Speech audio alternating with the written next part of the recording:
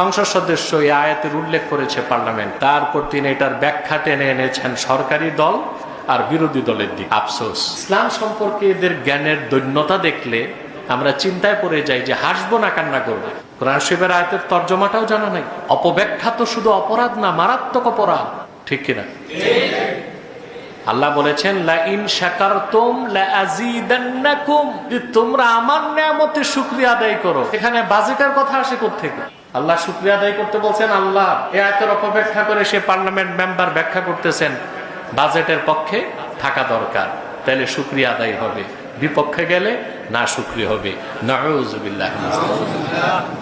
আল্লাহর পবিত্র সত্তার কসম, বাংলাদেশে যদি শরিয়া রাষ্ট্র থাকতো, এই অপব্যাখ্যার কারণে সেই সংসদ সদস্যের কমসে কম 10টা দোররা মারা ওয়াজিব হতো। কোরআন শরীফ থেকে কথা বলা কি সহজ কথা নাকি? এরা দুনিয়ার সবকিছু বুঝে, তো ভাবছে পড়াশোনা না করে কোরআন শরীফ বুঝে যাবে।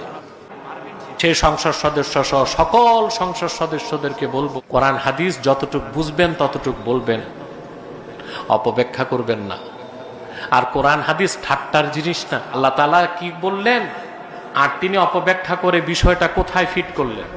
সরকার বাজেট দিচ্ছে, তার পক্ষে থাকলে শুকরিয়া আদায় হবে, পক্ষে না থাকলে না শুকরিয়া হবে।